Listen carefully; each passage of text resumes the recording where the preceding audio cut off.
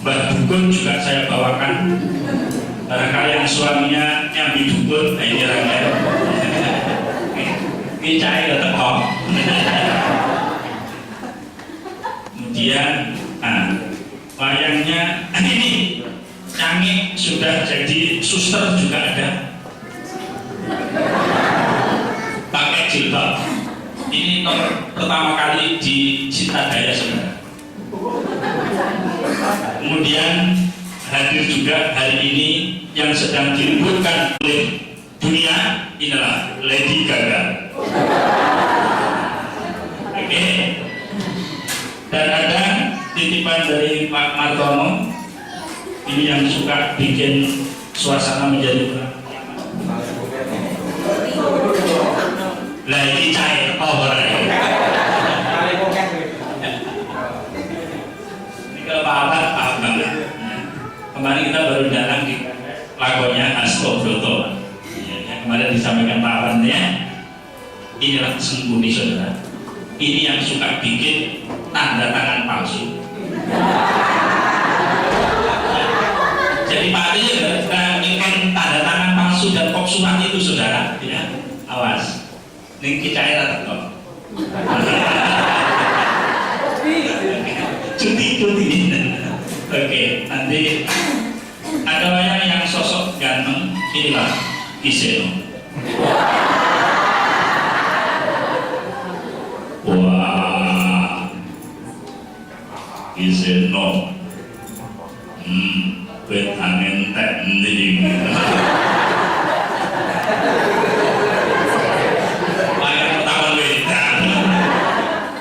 Oke, baik.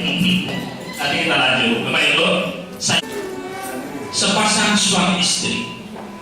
Dia kebetulan masih muda, usia perkawinannya belum genap 1 tahun. Kebetulan sang istri ini sudah tidak punya orang tua. Sang suami tinggal hanya punya seorang ibu. Dan akhirnya atas permintaan sang suami, pasangan ini diminta tinggal bersama dengan ibunya, sehingga si istri statusnya berada di pondok mertua pindah. Nah, kebetulan mertuanya itu subhanallah luar biasa. Apa? Judas banget. You know Judas? Iya, mau itu sih Judas sih wayangin di.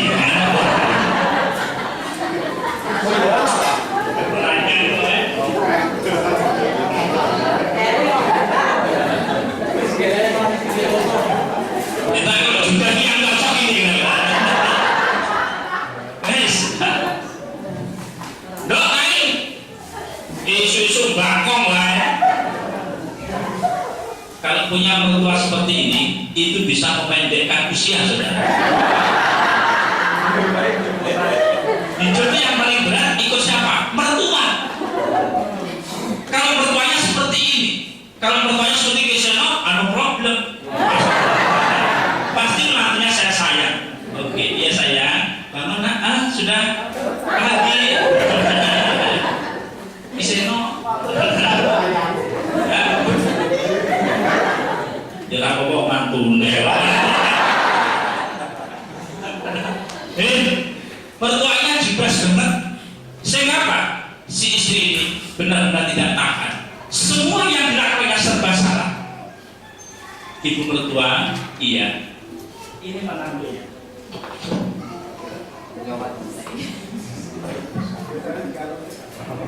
Biasanya dikalungin. Iya. Suara saya bisa ditangkap dari belakang? Bisa. Oke. Kalau ada wayangnya ini kan konsumsi terlalu sedikit nggak masalah.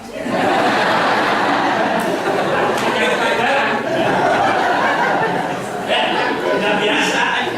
Zero. Oke. Oke, dari mobil itu mengenakan perusahaan. Nah, ini sangat. Setiap saat menghidangkan makanan, sang mertua tidak pernah cocok. Dok, saya beritahu kalau yang ini gitu. Tapi pakai gula satu kayak kira rasanya gitu ya. Tersinggung nangis. Lapor suaminya, Mas. Bisakah kita untuk sementara pindah walaupun status rumah kita kontraktor. Ngapain kalian nggak betah, saudara? Kalau kita ini hidup dengan mertua, itu perasaan kita yang maju. Baru nopo kursi tidak cocok pun kita direngke. Do rasa mbok totok lorong. Totok. Ya, coba itu, belum lagi nyetrikakan bajunya bisa, wah ada gula sedikit. Oh ya ini ya kelakuanmu gue, rambi larang-larang mbok suwei. Saudara-saudara, apa yang terjadi? Pasangan ini tentu tidak betah. Sebagai pasangannya janoko. Tidak tahu dengan orangnya penuh kelemahan kita.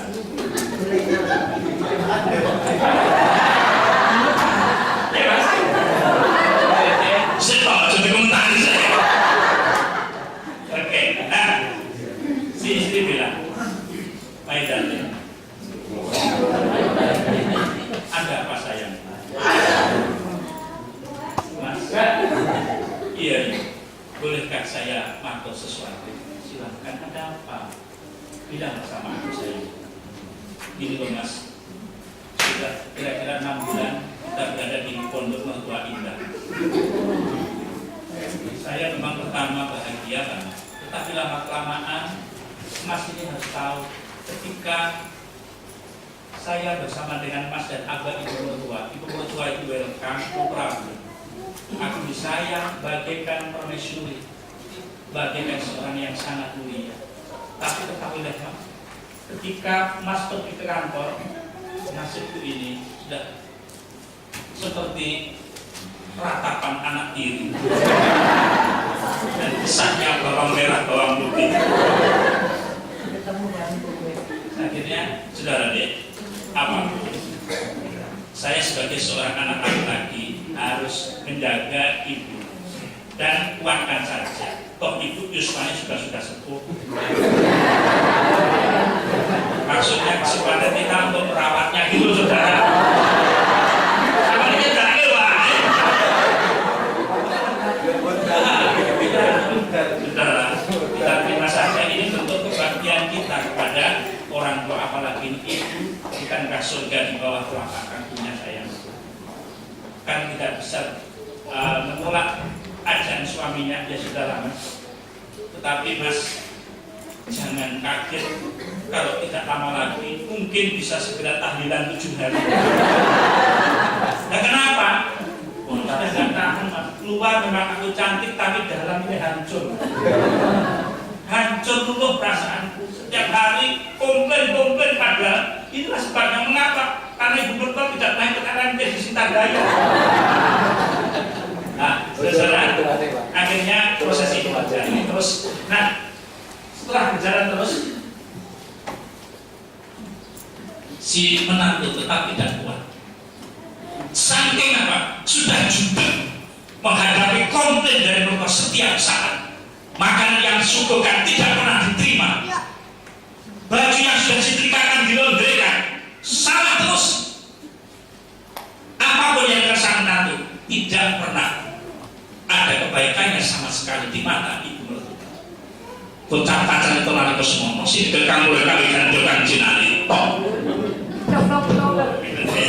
Singkat cerita, saudara-saudara, akhirnya ketika suaminya pergi ke kantor, si istri menuju ke tempat pamannya. Karena inilah satu-satunya pengganti orang tuanya. Dia datang kepada pamannya dengan muka yang sudah ditepuk dan hancur luluh. Sang paman kaget, karena ngopo tunjuk, kok yang ngono perahu kok beda karo Agate, kok ruwet kaya ngene. Apa gede urung lunas? Orang sanggup pikir, sing penting dilakoni. Target mau orang tekanan. Nah, sesuk pindah ya jalan ini. Saudara-saudara, kebetulan sang pamannya ini adalah pekerjaannya seorang peramu obat. Ya, dia cerita, paman, saya akan curhat sama paman. Silakan saya. Ada saya hidup sudah terasa di neraka. Oh ya? Apa kamu tidak bahagia dengan suamimu? Aku bahagia, Paman, tapi tidak dengan ibu mertua saya. Ibu mertua saya sangat kejam luar biasa. Paman, kalau aku jadi orang yang tidak bahagia, apakah Paman bahagia? Tentu Paman tidak bahagia, karena orang tuamu mengamanatkan kamu kepada aku bahwa kesedihanmu adalah kesedihanku, bahagiamu adalah bahagiaku. Apakah Paman bersedia untuk melakukan supaya aku bahagia? Apapun yang kamu minta, Paman akan aku lakukan, saya. Saudara-saudara, apa yang kamu minta? Paman, bila Paman berkenan, saya datang ke sini mohon Paman, buatkanlah racun untuk ibu saya. Ini kisah, saudara. Jangan marah dulu. Oke? Si Pak kowe kebangetan. Ndene anak mantu arepe ngacuni mertuane. Dosa apa kan bakal mung sandang, lan dosa apa kan bakal tak pikul besok.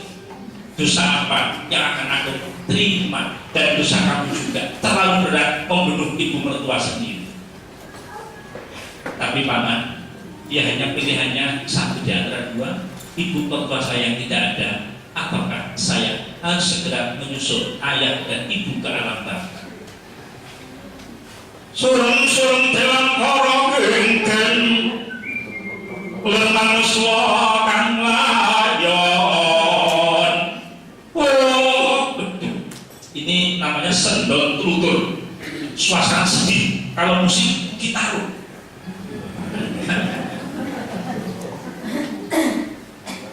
Oke, sang Paman akhirnya berpikir, menurut iya Paman, kalau Paman tidak bersedia, ya sudah Paman, saya akan segera untuk mengakhiri hidup saya. Saya akan mungkin meminum racun biar saya segera menyusul ayah dan ibu Paman, karena aku tidak kuat hidup seperti ini bagai neraka.